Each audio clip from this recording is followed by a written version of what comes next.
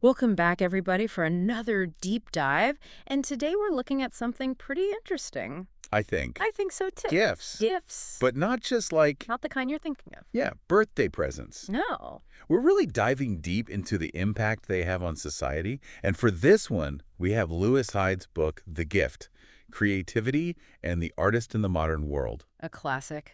It really is. And I think it's going to really make us rethink what giving is really all about. Absolutely. It's really amazing how something as simple as a gift can actually be one of the most powerful forces that kind of hold society together. I like that. It's pretty cool. That is really cool. And Hyde really gets into this idea that a real gift, it has to be like used up, consumed, eaten Yeah. to really have its power. To keep its power going. What do you make of that? It's kind of counterintuitive. You would think, oh, I want to keep this special thing forever, but he's talking about keeping it in circulation, right? Like a gift should keep moving from person to person. And he uses the example of the Tlingit potlatch.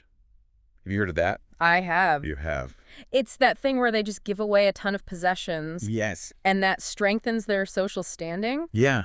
Yeah. It strengthens your social It standing. creates this web of obligation. Exactly. Sure. Reciprocity. And then those people are expected to host their own potlatch later. Oh, wow. So it just keeps going, right? Like it keeps flowing. And it's a stark contrast to like our modern consumer culture where we think, I got to get as much stuff as possible and Oh. just keep it. Yeah. Like hoard it. Yeah. And Hyde actually says that that kind of leaves us empty because it lacks that connection that we get when we actually participate in real giving. So it's not even really about the stuff. No. It's about the relationships and the meaning. It's about the relationship and the meaning behind it. Yeah. That's really interesting. Yeah. I'm starting to see what you mean about these transformative forces. Yeah. He also talks about the Trobriand Islanders and their view of ownership. Yes. It's so different from ours. Too different. They Yeah. basically say if you possess something, it means you're obligated to share it. Whoa. It's wild. What? It completely changes the concept of ownership. Yeah. That's a completely different way of looking at the world. Absolutely. Like, it seems like their whole economic system is built on strengthening those social bonds It is. and maintaining that harmony through giving rather than Right. accumulating for yourself. Yeah. And I think that's a concept that's really worth thinking about. Yeah, and he even brings in a folk tale, Oh, yeah. which I thought was Yeah. really interesting to illustrate what happens when we mess with this flow of gifts. What happens when we disrupt it? Yeah, he uses a folk tale, right, where fairies give bread to the poor and it has to be eaten that day, or it turns into toadstools. Toadstools. That's- Pretty intense. Yeah, it sounds like a warning about hoarding. It is. Yeah. And he contrasts these three sisters. There's one who shares her bread with the birds and is rewarded, and then the other two who are more focused on ownership, and they face some pretty bad consequences. Yeah, pretty bad consequences. Yeah.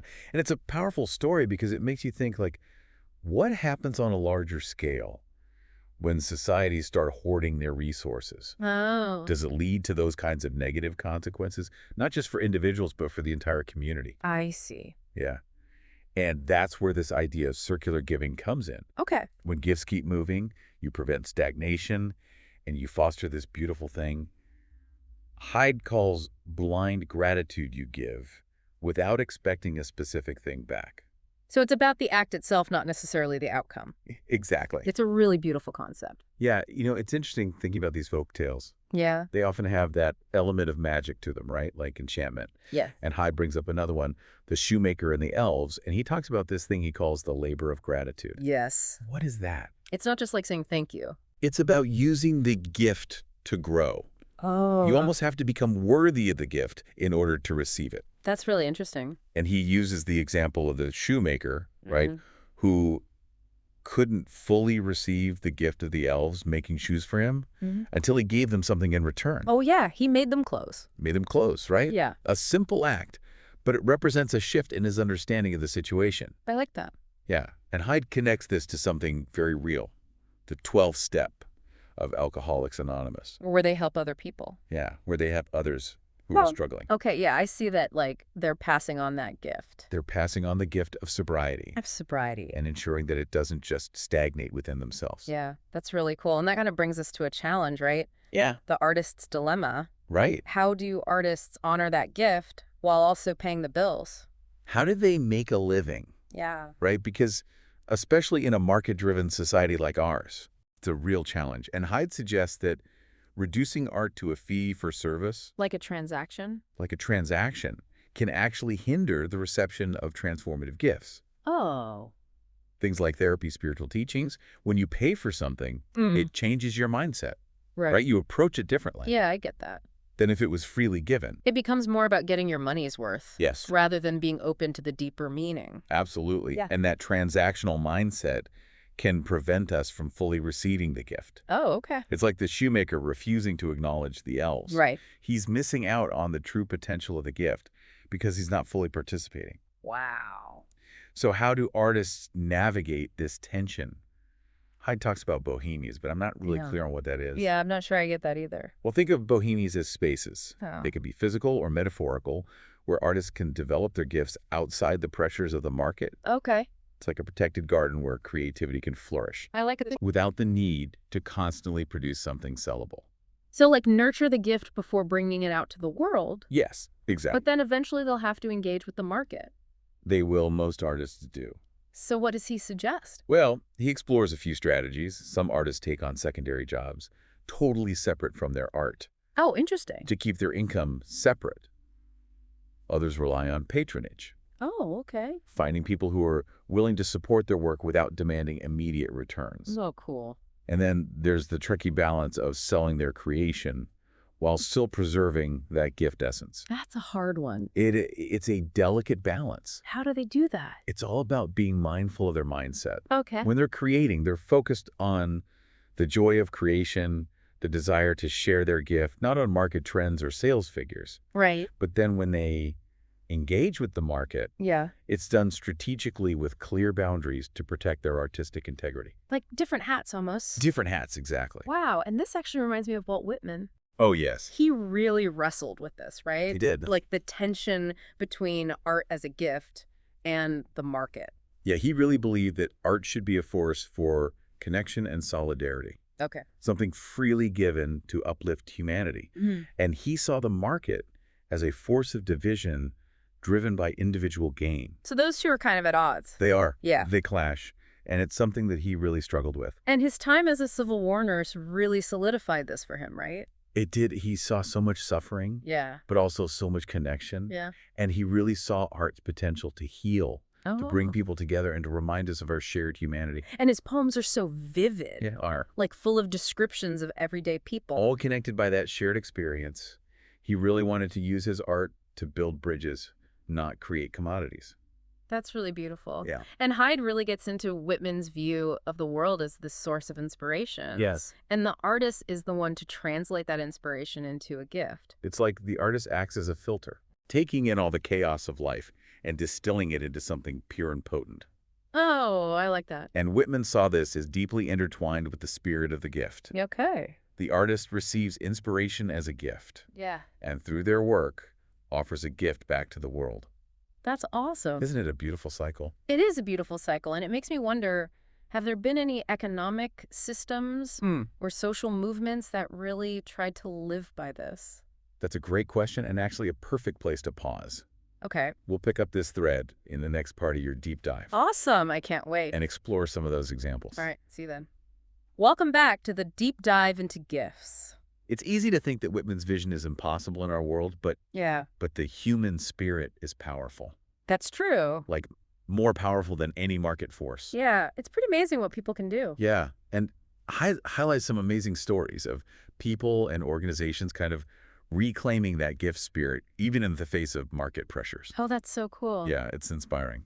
I'd love to hear some of those examples. Okay, well, one that really stands out is the Public Library of Science, or PLOS. Oh, yeah, I've heard of them. They're all about open access, right? Exactly. Yeah. Making research freely available to everyone. Yeah. It's like a direct challenge to that old model where knowledge is locked behind paywalls. Yeah. They're saying knowledge is not a commodity to be hoarded and sold, but a gift to be shared.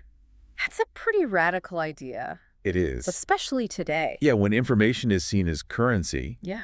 but it's having a huge impact on the scientific community. Oh, wow. More and more researchers are choosing to publish in open access journals, making their findings available to a global audience. That's awesome. It means scientists in developing countries can access the latest research, they can collaborate more easily, and that speeds up the pace of discovery. So everyone benefits. Everyone It's benefits. a win-win. It's a perfect example of how that gift-based approach leads to positive change, Yeah. even in a field that's often driven by competition and profit.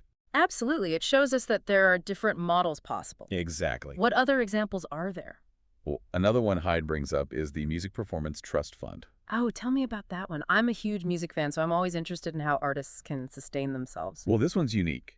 It uses a small percentage of recording sales to fund live music performances, Oh, cool. mostly free concerts and educational programs. Oh, wow. So in a way, the commercial success of recorded music is being used to nurture that live performance aspect. Exactly. It's pretty cool. It's a beautiful cycle of giving and receiving. It really is. It shows that artists can create their own support structures even within a market-driven system.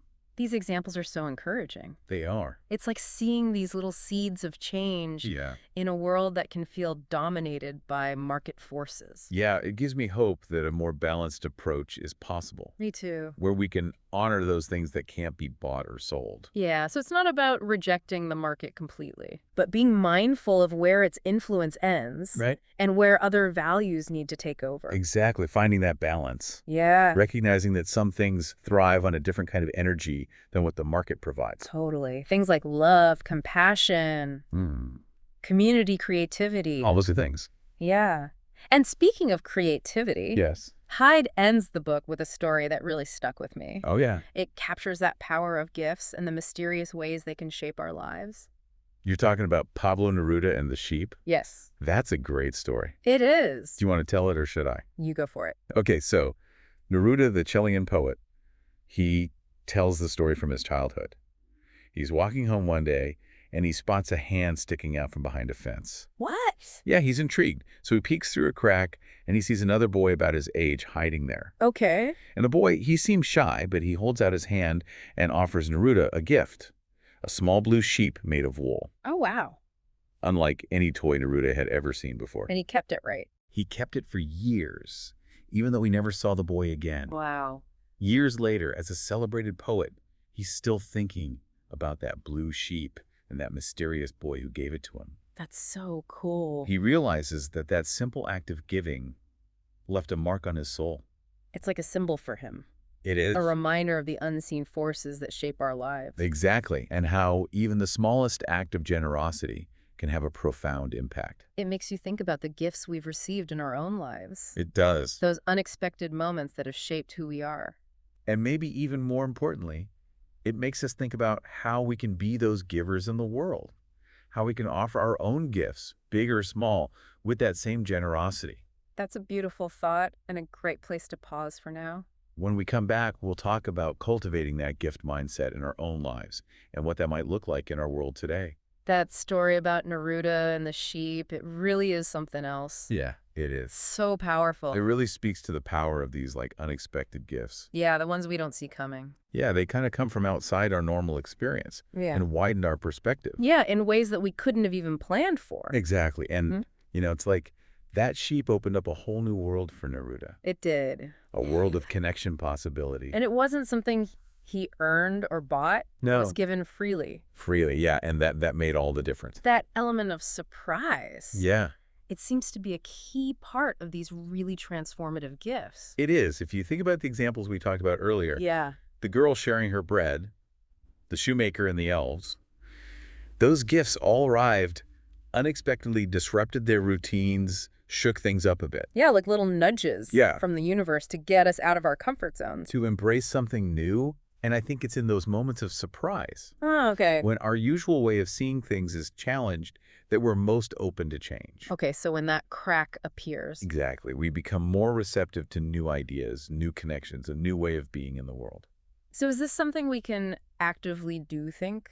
Like cultivating this openness, this gift mindset? Or is it more about recognizing it when it happens? I think it's both. Okay. I think we can definitely cultivate a sense of openness Okay. to the world around us, Wow. letting go of that need to control everything, Okay. being willing to be surprised. So instead of always calculating, Yes. we approach life with a sense of wonder. Exactly. And this brings us back to the idea that Gifts aren't just about objects. Okay.